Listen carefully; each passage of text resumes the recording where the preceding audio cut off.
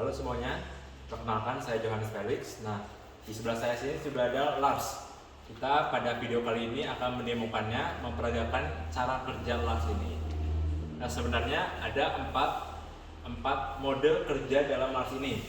Pertama adalah mode setup, lalu ada mode kalibrasi, mode operasi, dan mode failsafe. Kita akan memperagakan satu persatu, dan nanti di akhir video ada demonstrasi sistem umpan balik citra yang dimiliki oleh Lars ini. Tapi sebelumnya kita mau melepas penyangga di sini terlebih dahulu. Nah, support tadi sudah kita lepas di sini, dan kita siap memperagakan mode setup. Mode setup itu sebenarnya adalah cara agar alat operasi dapat diposisikan tepat di lubang bukaan tubuh pasien. Jadi ketika pada saat operasi, alat ini tinggal masuk saja ke lubang tersebut dan menjalankan prosedur operasi. Nah, untuk masuk ke mode setup ini, kita gunakan interface yang dipastikan adalah switch mode ini harus ke arah atas. Di sini juga terlihat informasi yaitu koneksinya good. Itu artinya sistem ini dapat terkoneksi dengan baik dengan sistem konsol, artinya sistem operasi. Nah, terus juga ada pilihan untuk kalibrasi di sini, tapi kita akan membahasnya nanti. Kita akan peragakan dulu mode setup ini. Sebenarnya mode setup ini bisa digerakkan karena motor-motornya loose. Jadi kita bisa gerakkan seperti ini. Nah ya. Atau juga seperti ini.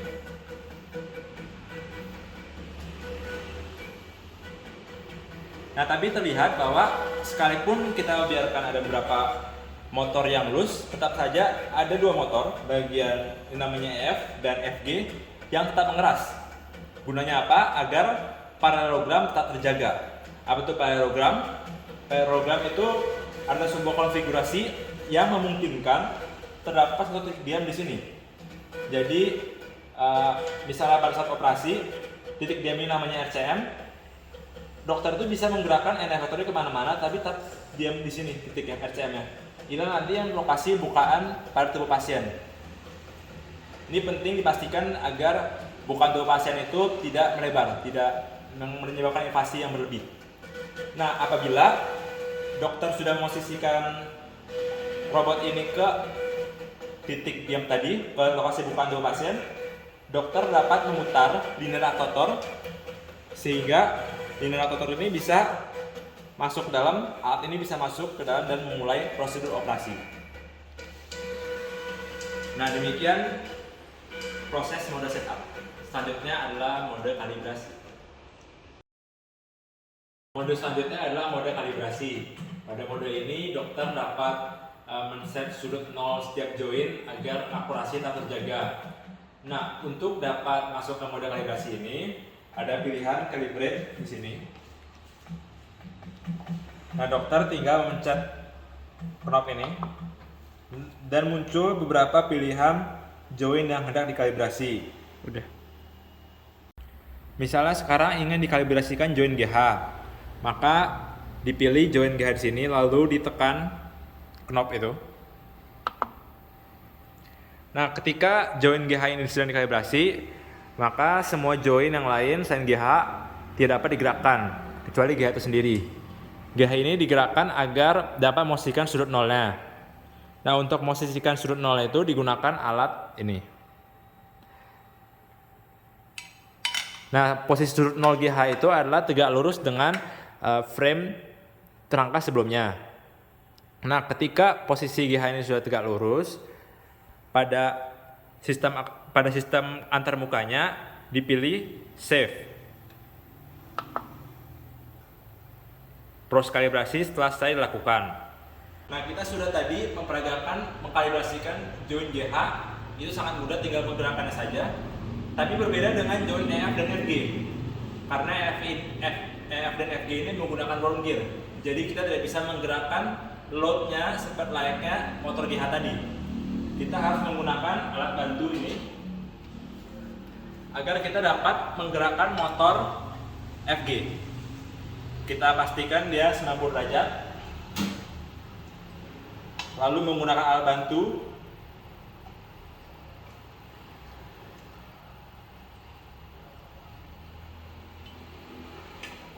seperti ini. Ya kurang lebih seperti ini. Nah setelah sudah selesai dikalibrasikan 90 derajat seperti ini, kita dapat menekan interface tadi dan melakukan save terhadap sudut 0 ini. Kira-kira demikian. Kita lanjutkan ke mode operasi. Selanjutnya adalah mode operasi. Mode operasi ini adalah mode di mana dokter menggerakkan robot ini sesuai dengan langkah-langkah operasi yang ingin dilakukannya menggunakan dengan simulator konsol di sebelah kanan saya. Nah, untuk masuk ke mode operasi ini, dokter dapat memilih switch mode menjadi mode operasi. Pada mode operasi ini, dokter sudah siap menggerakkan robot ini menggunakan simulator konsol. Nah, sekarang di sebelah kanan saya sudah ada teman saya Wilfried yang akan membantu saya untuk menggerakkan robot ini. Kita pertama akan menggerakkan secara posisi terlebih dahulu, yaitu X, Y, dan Z. Nah, sekarang kita akan menggerakkan terhadap sumbu X, yaitu maju dan mundur. X.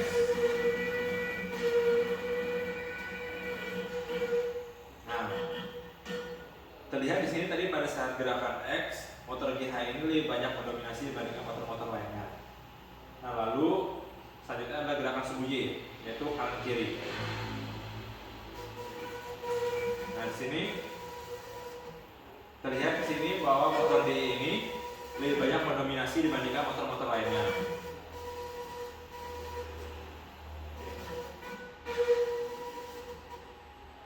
Nah, selanjutnya adalah tahap sumbu Z, yaitu naik dan turun. Yang gerakan turun terlebih dahulu. Nah, terlihat pada saat pergerakan turun ini linear-rotor lebih banyak mendominasi dibandingkan motor-motor lainnya.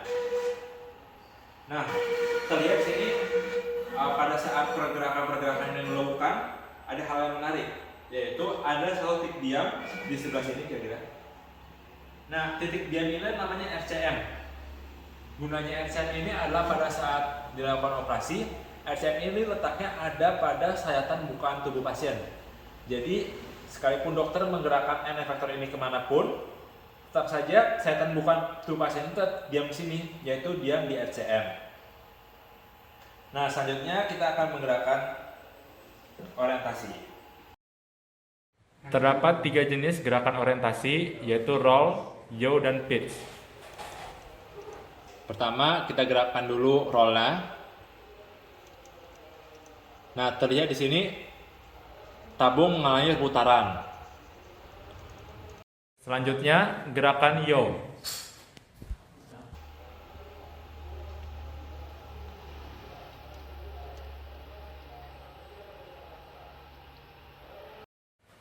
Bisa dilihat di sini, gerakan yaw adalah gerakan ke kiri dan ke kanan.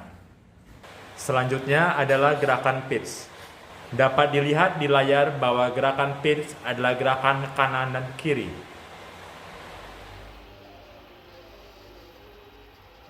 Nah, dokter juga bisa melakukan perubahan terhadap posisi grip, yaitu buka dan menutup.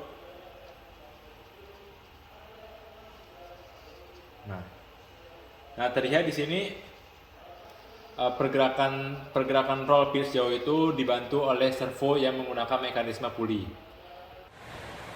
Demikian demonstrasi pergerakan posisi dan orientasi pada mode operasi. Nah, mode terakhir yang kita akan bahas adalah mode fail-safe. Mode fail-safe ini adalah bentuk mitigasi terhadap error-error yang mungkin terjadi pada saat operasi. Nah, misal encoder terputus atau salah satu motor terputus sehingga tidak bisa membentuk RCM, atau sistem konsol terputus sehingga dokter tidak bisa memberikan input terhadap robot. Nah, apabila salah satu dari ketiga kondisi yang terpenuhi, maka motor-motor yang bisa beroperasi akan dihentikan sementara. Dokter harus memperbaiki sistem agar sistem dapat kembali berjalan normal, atau apabila benar-benar tidak bisa diperbaiki, tidak ada cara lain yaitu mengeluarkan alat operasi ini dari tubuh pasien dan menjalankan open surgery. Nah, sekarang kita akan memperagakannya. Misal, sekarang dokter menjalankan operasi seperti biasanya, bergerak bebas. Oke. Nah, misalnya setelah program tersebut, saya mencabut salah satu encoder seperti ini. Nah, langsung seketika juga semua motor berhenti diam. Nah, di sini juga di sistem antarmuka terlihat bahwa error yes, artinya terdapat error dan sistem masuk dalam mode flash save. Nah, misal apabila dokter memperbaikinya,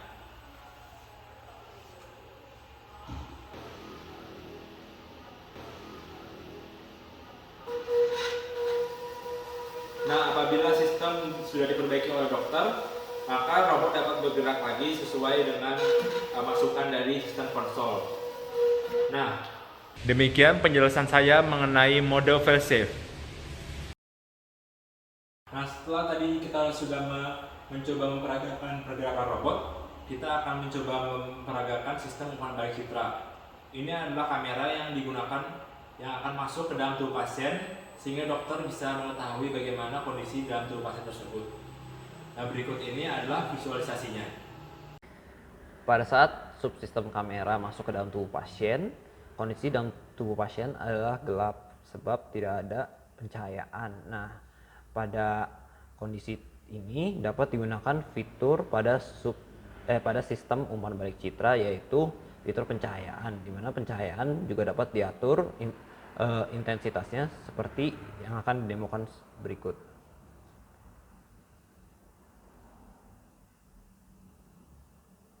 Nah, ketika cahaya cukup terang, maka organ-organ dalam tubuh pasien dapat terlihat. Kelebihan dari subsistem kamera yang diimplementasikan ini adalah subsistem ini dapat dengan mudah diintegrasikan dengan aplikasi third party lain seperti aplikasi CHIS yang digunakan pada video demonstrasi ini. Kemudian, salah satu fitur tambahan yang perlu diimplementasikan adalah fitur merekam video sehingga dapat diputar ulang. Untuk fitur tersebut dapat langsung digunakan fitur yang terdapat pada aplikasi CHIS, yaitu rekam, seperti yang akan didemokan berikut. Nah, akan ditangkap video selama 5 detik. Kemudian setelah video berhasil ditangkap, video dapat langsung diputar ulang seperti ini.